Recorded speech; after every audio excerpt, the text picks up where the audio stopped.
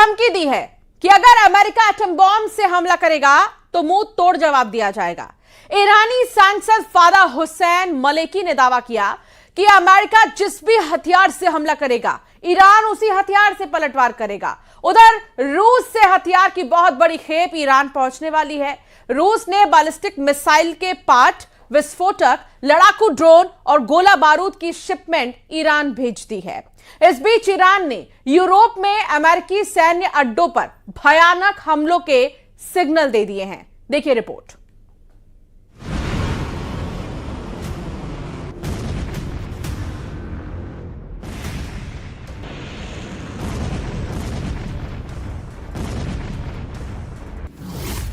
युद्ध के सीन से इजराइल आउट हुआ तो यूएई की एंट्री हो गई है।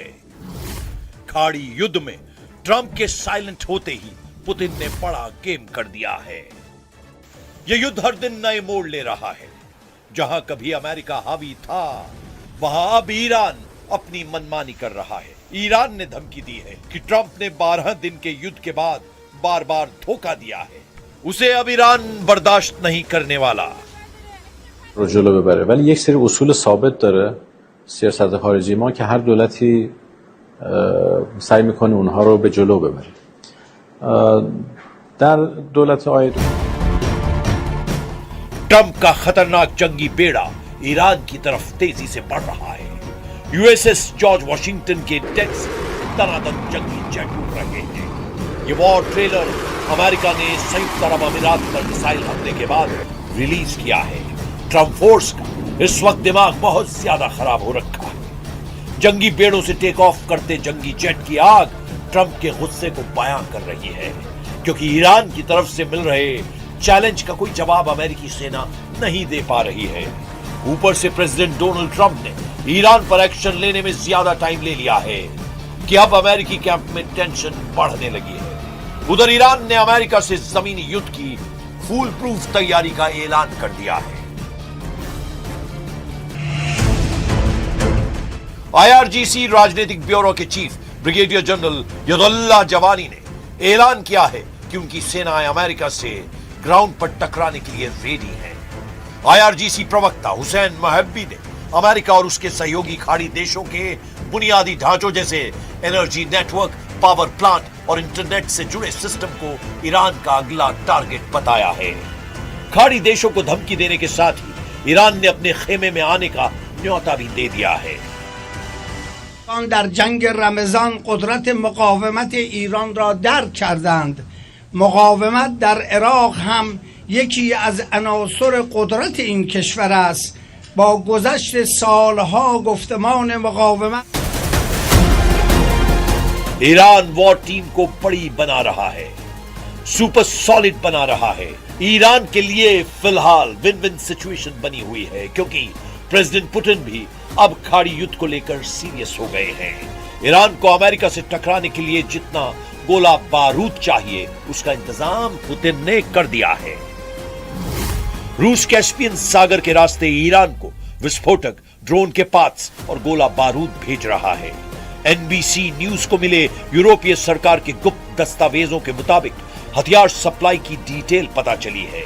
एनबीसी को मिले यूरोपीय सरकार के एक आधिकारिक दस्तावेज से पुष्टि हुई है कि हथियार शिपमेंट्स में टीएनटी, ड्रोन के पार्ट्स और गोला बारूद शामिल हैं।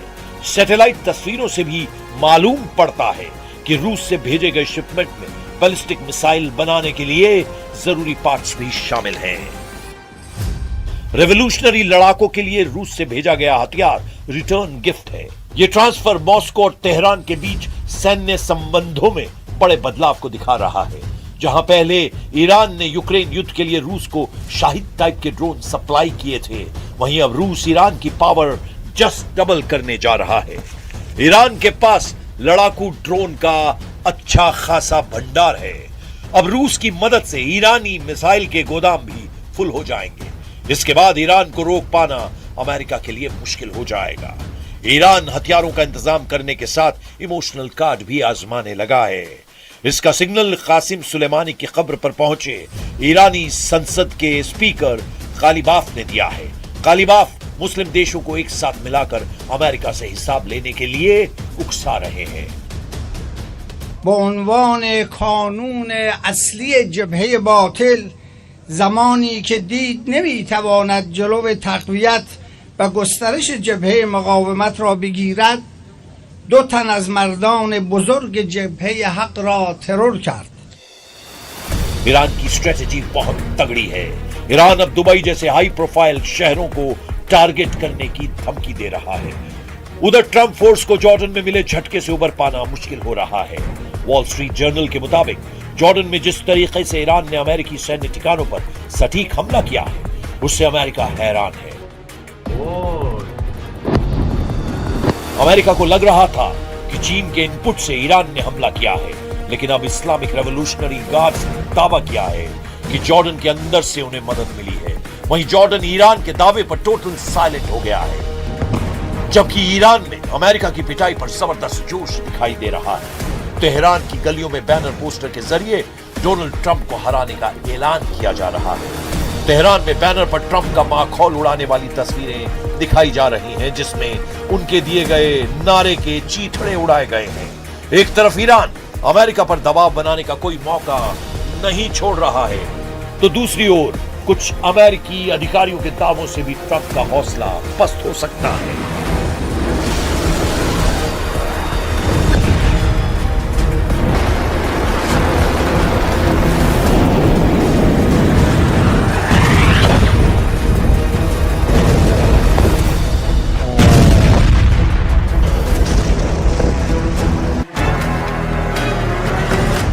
क्योंकि एक अमेरिकी अधिकारी ने दावा किया, अमेरिका के पास ईरान के खिलाफ लंबा युद्ध लड़ने लायक मिसाइलें नहीं हैं। ब्रिटेन के अखबार टेलीग्राफ ने एक रिपोर्ट छापी, जिसमें उसने एक अमेरिकी अधिकारी को कोट किया और लिखा कि अमेरिका ईरान के साथ लंबे और बड़े सैन्य संघर्ष के लिए अपनी ताकत बढ़ा रहा है, लेकिन उसके सामने हथियारों और मिसाइलों के भंडार की कमी एक बड़ी चुनौती बन रही है। रिपोर्ट के हिसाब से अमेरिकी रक्षा अधिकारी को चिंता है कि अमेरिका को अपने रणनीतिक हथियार के भंडार को बनाए रखना है, क्योंकि चीन और रूस के मोर्चे पर भी अमेरिका को हथियारों की जरूरत पड़ सकती है।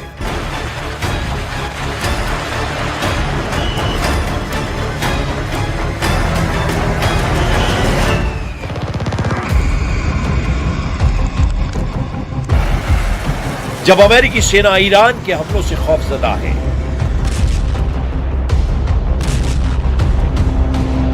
जब ईरान अमेरिका को ग्राउंड ऑपरेशन के लिए ललकार रहा है,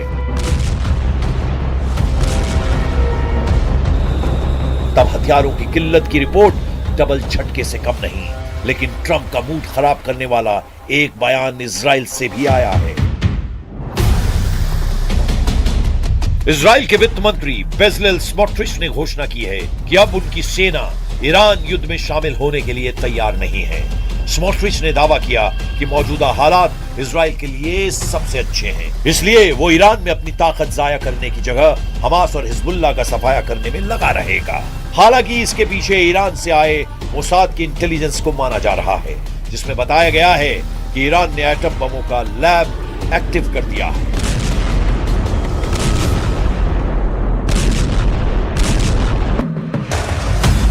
मोसाद ने रिपोर्ट दी है कि ईरान ने पिछले साल अपने यूरेनियम संवर्धन सेंट्रीफ्यूज को पिकैक्स माउंटेन के पीछे गहरी सुरंगों में पहुंचा दिया था। बीते साल जून में 12 दिनों तक चले इजराइल ईरान युद्ध के बाद यूरेनियम सेंट्रीफ्यूज को बेहद सुरक्षित पिकैक्स माउंटेन ट्रांसफर कर दिया गया था। पिकैक्स माउंटेन, जिसे माउंट कोलांग भी कहते हैं, ईरान का सबसे सुरक्षित परिसर है। ये ईरान के नतांज यूरेनियम संवर्धन केंद्र के पास है, जहां पर 2 गहरे भूमिगत सुरंग नेटवर्क है। ये सुरंगें अमेरिका के सबसे शक्तिशाली बंकर बस्टर बमों की पहुंच से भी बाहर है।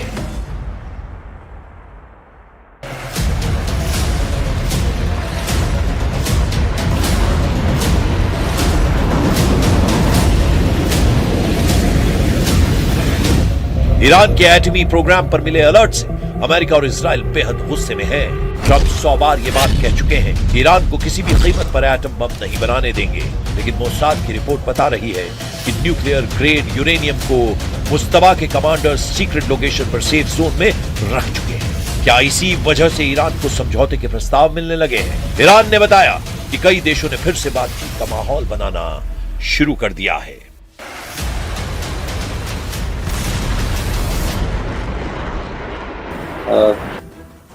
در این روزها هم دستگاه دیپلماسی فعال بوده و هم ایده هایی از طرف برخی از میانجی ها به ما واصل شده بله تایید میشه. مذاکره و جنگ طریقیت داره. هدف رو گم نکنید. هدف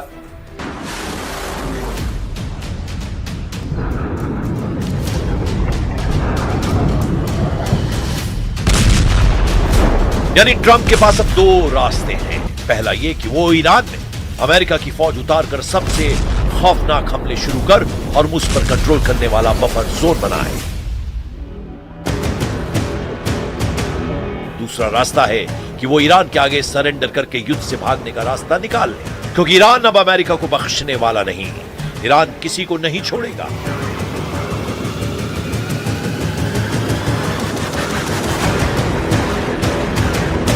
ईरान सभी दुश्मनों का दम उखाड़ कर रुकेगा। वो अमेरिका है, इजराइल है या फिर खाड़ी देशों में ट्रंप परस्त कोई भी दुश्मन। अब ईरान की रेंज में अमेरिका का एक एक अड्डा आ गया है, जिन्हें बचाने के लिए डोनाल्ड ट्रंप ईरान में सेना भेजने का प्लान बना रहे हैं। मकसद हॉर्मूज के करीब बफर जोन बनाना है, जिससे ईरान तेल के जहाजों को निशाना न बना पाए। साथ ही अमेरिका ने अगर ईरान की जमीन पर कब्जा जमाया तो ईरान की लाइफलाइन कट सकती है।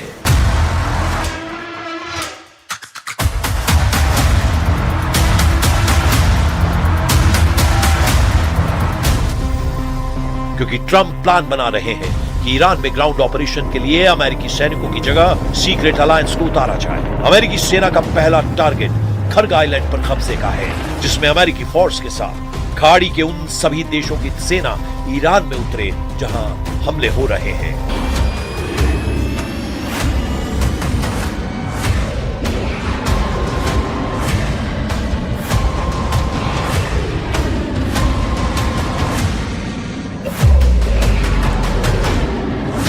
मगर इस मिशन में अमेरिका के साथ क्या हो सकता है, उसका नफा नुकसान तौला जा रहा है। ईरान के खर्ग और खुजिस्तान आइलैंड ट्रंप की पहला जमीनी हमला झेल सकते हैं, इसलिए इनके बारे में बहुत जरूरी बातें समझ लीजिए।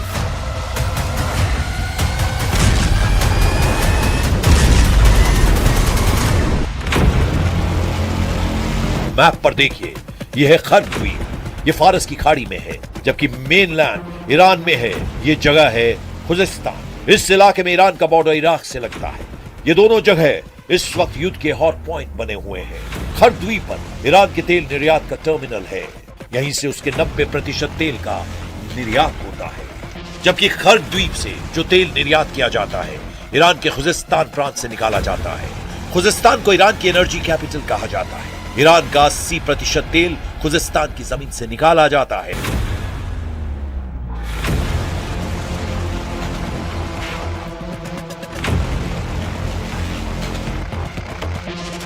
जाहिर है ईरान अपने पावर हाउस को बचाने के लिए पूरी ताकत झोंक देगा। ईरान की ग्राउंड फोर्स को ट्रंप हल्के में नहीं ले सकते। ईरान की फौज 6.5 लाख है।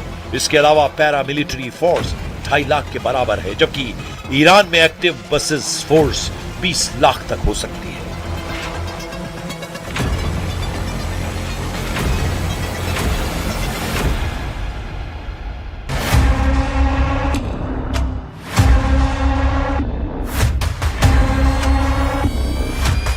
ये तो सिर्फ सेना की बात है।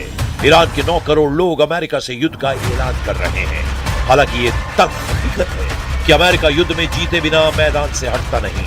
अगर अमेरिका जीत से दूर होता है तो दुश्मन देश को ही तबाह कर डालता है। सुपर पावर से दुश्मनी मोल लेकर खाड़ी में कई मुल्कों का नक्शा बिगड़ चुका है।